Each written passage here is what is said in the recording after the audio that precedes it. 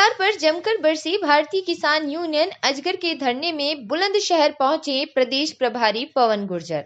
भारतीय किसान यूनियन अजगर के प्रदेश प्रभारी जनपद पवन गुर्जर ने गुरुवार को जनपद बुलंदशहर पहुंचकर सिकंदराबाद कस्बे में सिरोधन रोड पर चल रहे किसानों के धरने को संबोधित किया।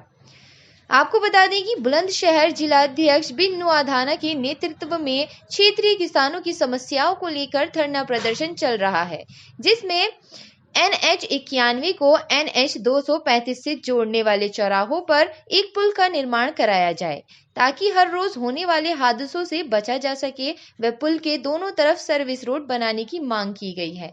इस दौरान पवन गुर्जर ने सरकार को कुछ उद्योगपतियों का दोस्त बताते हुए कहा कि यह सरकार संविधान को खत्म करना चाहती है।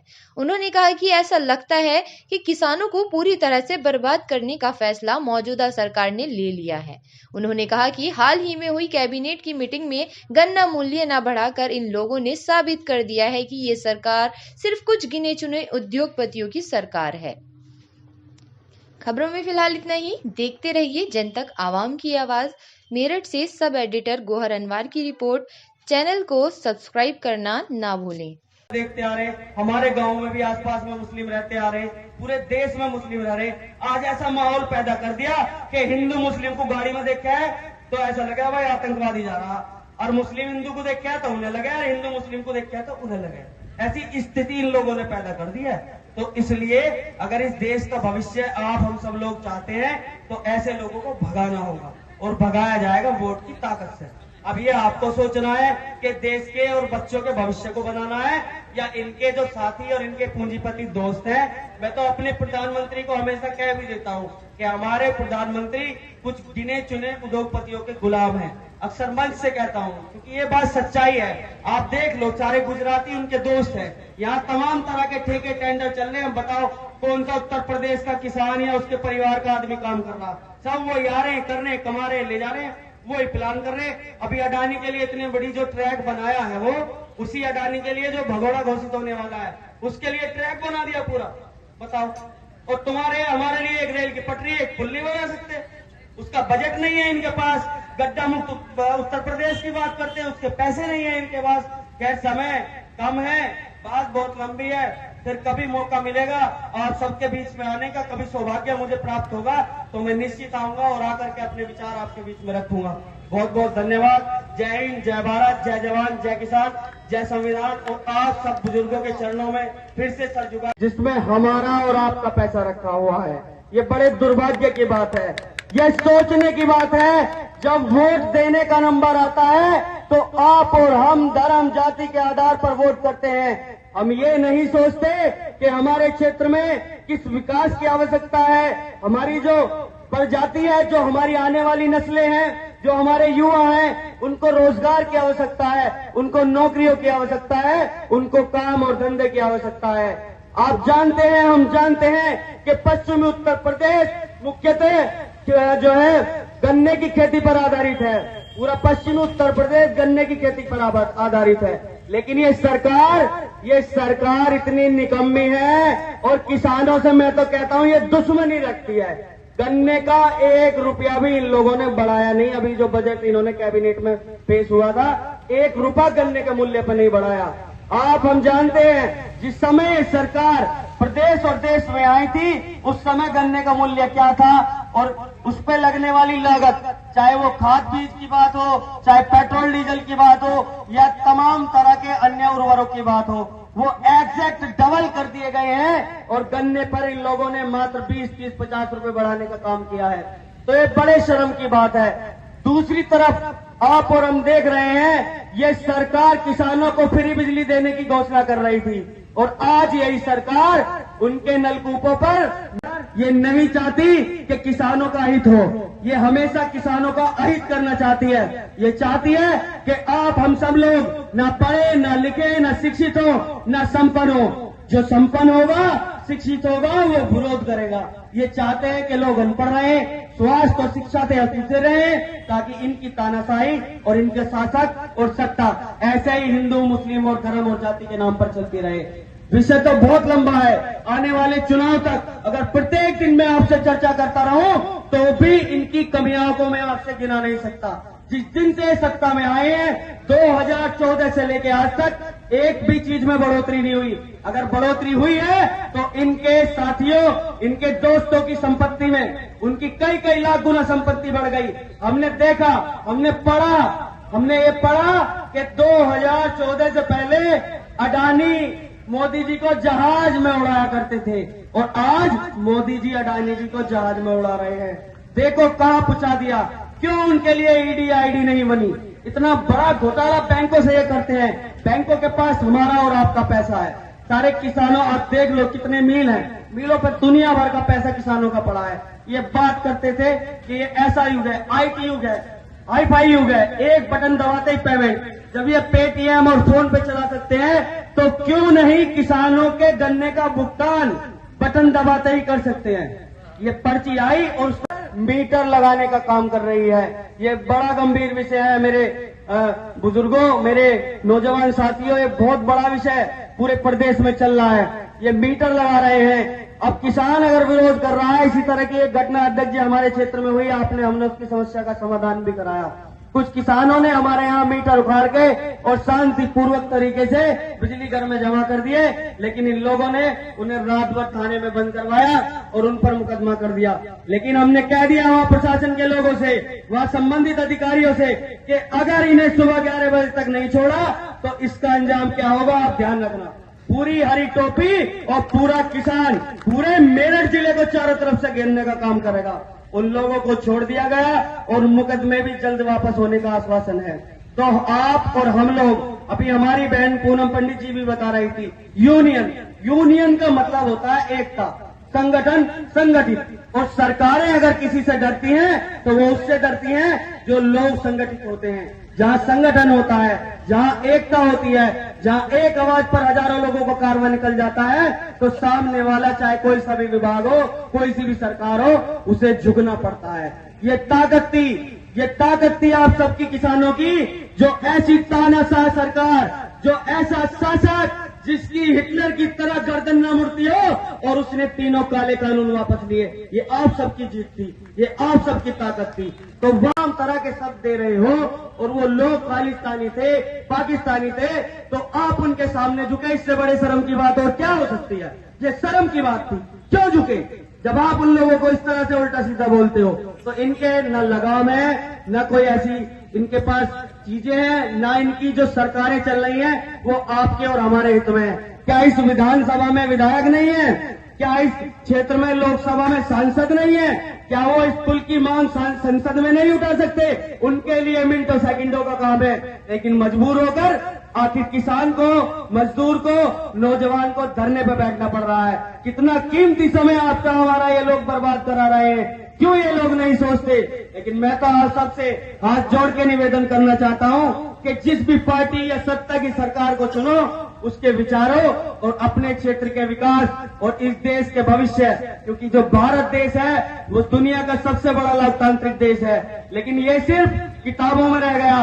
संविधान का हनन हो रहा है। जो बाबा भीमराव अंबेडकर साहब ने संविधान बनाया था, उस संविधान को तोड़ने मरोड़ने का काम अगर कोई कर रहा है तो ये मनुवादी लोग कर रहे हैं जो सत्ता में बैठे हैं। ये सरकार को हिटलरशाही और तानाशाही के दम पे चलाना चाहते हैं। वो कौन सी सरकार है? बीबीसी ने इनके खिलाफ एक डॉक्यूमेंट्री जारी कर दी थी, एक डॉक्यूमेंट्री बनाई, उसको बैन कर दिया गया। हालांकि लोकतांत्रिक देश में आप बैन नहीं कर सकते, लेकिन अगर कर दिया आपके खिलाफ भी कुछ होकर आखिर किसान को, मजदूर को, नौजवान को धरने पर बैठना पड़ रहा है। कितना कीमती समय आपका हमारा ये लोग बर्बाद करा रहे हैं। क्यों ये लोग नहीं सोचते?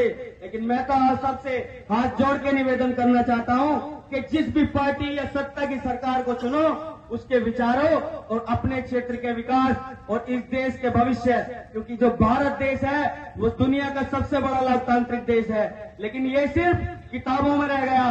संविधान का हनन हो रहा है। जो बाबा भीमराव अंबेडकर साहब ने संविधान बनाया था, उस संविधान को तोड़ने मरोड़ने का काम अगर कोई कर रहा है तो ये मनुवादी लोग कर रहे हैं जो सत्ता में बैठे हैं।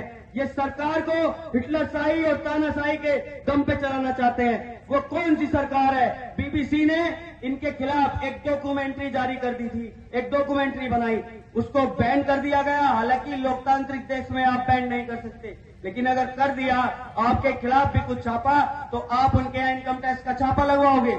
जो नेता, जो संस्थान इनके खिलाफ आवाज उठाता है, ये उस संस्थान को ईडी, आईडी, ईटी और इनकम टैक्स के यहाँ उनके यहाँ रेड भेजने का काम करते हैं। तो ये लोग अंग्रेजों से भी बुरे हैं। वो गोरे अंग्रेज थे, ये काले अंग्रेज हैं। इनसे मुकाबला और डबल करना है। लेकिन मैं बिन्नू भाई आपको आश्वस्त कर रहा हूं, आप निश्चिंत रहो, आप सब लोग निश्चिंत रहो। आप हमारा मान सम्मान हो, हमारे अभिभावक हो, हमारे सिर का ताज हो। आपकी बात, मेरे भी परिवार में लोग परेशान रहते हैं। गन्ने का भुगतान नहीं हुआ, स्कूल से बच्चों को भगा दिया जा रहा है, 5,000 10,000 के बिल पे कनेक्शन काट दिया जा रहा है। क्या कोई पेट्रोल पंप वाला आपको उधार तेल दे देगा? बताओ। या कोई खाद बीज वाला दुकान वाला आपको उधार दे देगा? कोई नहीं देगा। ये तो किसान का हृदय है, ये किसान का हृदय है। उसका धरती माता से ऐसा प्रेम है जो अपने आप को बलिदान करता चला आ रहा है, अपने आप को बलिदान करता चला आ रहा है। हम क्यों उधार दें तुम्हें कई कई महीने का, जब हमारे बच्चों को आप उधार नहीं पढ़वा सकते? बिजली के बिल, ये तो सरकारी संस्थान है, सरकारी संस्थान उधार नहीं दे सकते। 1 लाख रुपए का किसान पर कर्ज हो जाए तो उसकी ऐसी तैसी मार का दर देते हैं। ये कभी अमीन आ रहा, लाओ जी 1000 रुपए दे जाओ, कभी वेंचर तहसील से कोई आ रहा, इनका दिमाग ठीक कर दो। जो आवे पैसे मांगे बंद कर कर मारो इन्हें, ये जब ठीक होंगे। वाह, हमारे पैसे दो जो तुम पे चाहिए। तमाम तरह के धरने चल रहे हैं, किसान धरना दे रहा, कहीं उनका जमीन अधिग्रहण की भूमि जो करी है उसका पेमेंट नहीं दे रहे। ये बेवकूफ समझ रहे क्या हमारे किसान भाइयों को? भाई अब जो तुमने करना था कर लिया। अब आज के समय में किसान पूरी तरह से जागरूक है, और जब जागरूक है तो उसको हर चीज का जवाब और हिसाब आपको देना पड़ेगा, और हम लेकर आएंगे। तो मुख्य मांग जो हमारी है, मैं उसी पे आप सबका ध्यान केंद्रित करते हुए आश्वस्त करना चाहता हूं अपने और अपने संगठन की तरफ से कि आप निश्चिंत रहें, क्योंकि कहीं भी आज तक कोई ऐसा आता है, आप सब लोग यहाँ इनके साथ मजबूती से आए भी हो। ये पुल की बड़ी आवश्यकता है। एक तो मांग यहाँ पुल की है बिन्नू भाई, और उसके साथ साथ इसके साइड में सर्विस रोड की भी आवश्यकता है। दूसरी चीज, इस पर तो सब लोगों ने गंभीरता से चर्चा कर ली। आज का समय जो चल रहा है वो समय सांड का और आवारा पशुओं का समय चल रहा है, क्योंकि ये सरकार, मुझे तो लग रहा है कि सांड और आवारा पशुओं के आशीर्वाद से ही बनी है। मुझे तो कभी कभी ऐसा महसूस हो जाता है। न जाने क्यों पूर्व की चाहे कोई भी सरकार रही हो या भविष्य की सरकार हो, वो किसानों और मजदूरों की सिर्फ वोट लेकर सरकार बनाना जानते हैं। उनके दुख, उनके दर्द, उनकी सुविधाओं को लेकर के सोचना नहीं चाहते। आज का भी ऐसा ही विषय है। सरकार बनाई हमने और आपने, किसान ने और मजदूर ने, और मलाई काट रहे हैं अडानी और अंबानी। आप देख रहे हैं कितने बड़े बड़े करोड़पति से अरबपति बन गए। अडानी का कहीं नंबर नहीं था, आज तीसरे नंबर का दुनिया का सबसे अमीर बन गया, और सारे बैंकों से लोन लेकर के और मजे ले रहा। और दुख का विषय तो यह है मेरे बड़े बुजुर्गों, मेरे साथियों, किसान बैंक से लोन लेता है तो उसकी जमीन बिक जाती है, और इन हमारे प्रधानमंत्री जी के दोस्त बैंक से लोन लेते हैं तो बैंक बिक जाते हैं। जिसमें आप सब बड़े बुजुर्गों के चरणों में अपना शीश झुकाकर आशीर्वाद की अभिलाषा करता हूं, और ऐसी आशा और उम्मीद रखता हूं कि आप सबका आशीर्वाद हमें समय समय पर मिलता रहेगा। यहां मंच पर उपस्थित हमारे सभी किसान नेता, आज जो हम सब यहां बैठे हैं, वो समस्या बिन्नू भाई आपकी या मेरी अकेले किसी एक व्यक्ति की नहीं है। वो समस्या यहाँ के आसपास में निवास करने वाले प्रत्येक ग्रामवासी की समस्या है। क्योंकि जैसा मैं अभी सुन रहा था, लोग अभी साथियों ने बताया कि आए दिन इस चौराहे पर यहाँ एक्सीडेंट होते नजर आ रहे हैं। तो ये लगातार एक्सीडेंट का सिलसिला और मौतों का सिलसिला जारी है। इसी पर इसकी मांग को, एक पुल की मांग को लेकर के हमारे बिन्नू भाई के मन में एक ख्याल आया कि जो क्षेत्र की जनता, जो क्षेत्र के लोग आए दिन मातम से गुजरते हैं, और घर परिवार परेशान होता है, एक शोक का मातम होता है। उस दर्द को देखते हुए हमारे बुलंदशहर के शानदार अध्यक्ष बिन्नू अदाना जी ने हम सब लोगों को बताया कि यहाँ एक पुल के निर्माण की आवश्यकता है और मैं इस तरह से वहाँ एक धरना लगाना चाह रहा हूँ। हमने अपने बड़े भाई से कहा कि आप निश्चिंत होकर के यहाँ धरना लगाइए। हमारे बड़े भाई पंडित सचिन शर्मा जी, प्रदेश अध्यक्ष जी और हम सब लोग ताकत के साथ आपके साथ पहुंचेंगे। तो धरना बहुत अच्छा है। कहीं भी आज तक कोई ऐसा धरना प्रदर्शन नहीं हुआ जहां से भारतीय किसान यूनियन के लोग खाली हाथ लौट करके आए हों, चाहे कोई सी भी किसानों की समस्या रही हो। तो आप सबका आशीर्वाद और प्यार और इसमें हमारे सर पर रहेगा तो निश्चित तौर पर आप सबकी यहाँ जीत होगी, क्योंकि ये व्यक्तिगत परेशानी नहीं है। और निकलो घरों से, आवाज को बुलंद करो। अगर बुलंद नहीं करोगे, अभी समय है, नहीं तो एक समय ऐसा आएगा ये लोग इस संविधान को भी खत्म कर देना चाहते हैं और हिटलर शाही राज जो है लागू कर देना चाहते हैं कि जब तक ये रहे राष्ट्रपति रहे और राष्ट्रपति जब तक ये रहे बनते रहे। इस तरह की चीजें भी आने वाले समय में आने वाली हैं। तो आप सबको, हम सबको बड़े विवेकपूर्ण तरीके से ये सोचना है, समझना है कि हमारे बच्चों का भविष्य कहाँ है और सोच समझकर वोट देनी है। जहां भी दो, मैं ये नहीं कह रहा आप किसी पार्टी को दो, आप भाजपा को दो, सपा को दो, कांग्रेस को दो, अन्य किसी पार्टी को आप वोट दो, लेकिन उस पार्टी को वोट दो जिसके एजेंडा हो, जो जनहित में सोचती हो, जो विकास की धारा बहाने का काम करती हो। ऐसे लोगों को मत दो जो आपस में लड़ाना चाहते हो। अरे जहां जाए मुसलमान मुसलमान, कोई मुसलमान आज से थोड़ी इस देश में रह रहा। हम भी बचपन से देखते आ रहे, हमारे गांव में भी आसपास में मुस्लिम रहते आ रहे, पूरे देश में मुस्लिम रह रहे।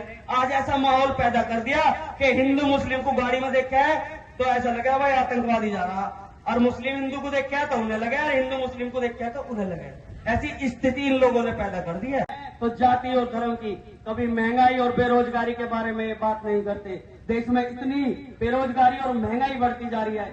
ये सबसे युवाओं का देश है, पूरी दुनिया में सबसे ज्यादा युवा हमारे देश में है, सबसे ज्यादा किसान वर्ग हमारे देश में है। आपने देखा कोरोना के समय सारे देश बर्बाद हो गए, लेकिन अगर भारतवर्ष की अर्थव्यवस्था कहीं से सिमली है तो वो आपके और हमारे बलबूते सिमली है, इन अन्नदाताओं के बलबूते सिमली है। जो अन्न हमारे यहाँ पैदा होता है, जो कृषक हमारे यहाँ आधे से अधिक हैं, उन लोगों ने इसको संभाला है। आप और हम अब जानते हैं, अब हाईटेक जमाना है, 1 मिनट में सब चीजों को देख सकते हैं। वो पुराना जमाना चला गया जो किसानों और मजदूरों को बेवकूफ बना करके ये लोग सत्ता में राज करते थे। आज हम जानते हैं, आप किसी दुकान पे चले जाओ, एक चिप्स का पैकेट ले लो, वो चिप्स का पैकेट किसके सामान से बनता है? किसान के सामान से। किसान आलू बोता है और उसे मंदी संदी ऐसी कीमत लगा करके ये लोग खरीद के चले जाते हैं, और उस चिप्स के पैकेट पर लिखा होता है 10 रुपए। अगर आपके पास 9 रुपए 75 पैसे होंगे तो दुकान से वो आपको चिप्स का पैकेट नहीं मिलेगा और सामान भी आपका ही। तो ऐसी कीमतों की हम लगातार मांग करते आ रहे हैं। हमने मांग की है कि देश में एमएसपी लागू होनी चाहिए। सारी जो फसलें हैं उनका न्यूनतम समर्थन मूल्य, उसको कानूनी गारंटी कराने की मांग लगातार सारे किसान संगठन करते आए हैं। लेकिन ये सरकार ये नहीं चाहती कि किसानों का हित हो, ये हमेशा किसानों का अहित करना चाहती है। ये चाहती है कि बात को नीचा नहीं होने देंगे, आपकी बात को मनवा कर ही यहाँ से जाएंगे। अगर प्रशासन के लोग यहाँ आए, मैं अपने एलआईयू के साथियों से कहना चाहता हूँ कि वो इनकी, हमारे किसानों की मांग को ये देखते हुए आए, सोच समझ के आए। कोई जोर दबाव नहीं है, वो आधे घंटे में आ जाए, 1 घंटे में आ जाए, वो 1 दिन में आए, 2 दिन में आए, 3 दिन में आए, वो उनका अपना विवेक है। लेकिन जैसे जैसे शाम ढलती चलेगी, ऐसे ऐसे संगठन के और आसपास के किसानों के लोग, किसान गांवों के लोग यहाँ इकट्ठा होने शुरू हो जाएंगे और ये कारवां हजारों में बनता चला जाएगा। और हम तब यहाँ से उठेंगे जब हमारी मांगे पूरी हो जाएंगी। और अगर कोई निश्चित समय उन लोगों ने दिया और उस तय समय पर ये सिस्टम नहीं हुआ, तो अब तो हम यहाँ बैठे हैं, क्योंकि हम जानते हैं हम एक लोकतांत्रिक देश में हैं और हम हमेशा अहिंसात्मक आंदोलन चलाना चाहते हैं जो शांतिपूर्वक हो, जिसमें कोई किसी तरह का विरोध ऐसा ना हो जिससे आम जनमानस को परेशानी पहुंचे। लेकिन अगर ये हमारी बात नहीं सुनेंगे तो भारतीय किसान यूनियन अजगर के लोग और आप सबके सहयोग से, हम इतने कमजोर नहीं है, हम सड़क जाम करने का काम करेंगे और अगली बार सड़क पर बैठेंगे, यहीं बैठेंगे तब तक पुल के निर्माण के लिए ईंट यहाँ नहीं लग जाएगी। तो क्षेत्रीय सांसदों और विधायकों की भी ये जिम्मेदारी है। ये जिम्मेदारी जितनी आपकी और हमारी है उससे कहीं ज्यादा उन जनप्रतिनिधियों की है। लेकिन कभी उनसे सवाल करना कि आप विकास के लिए कभी कुछ सोचते हो, वो कुछ नहीं बोलेंगे। इनके चैनलों पर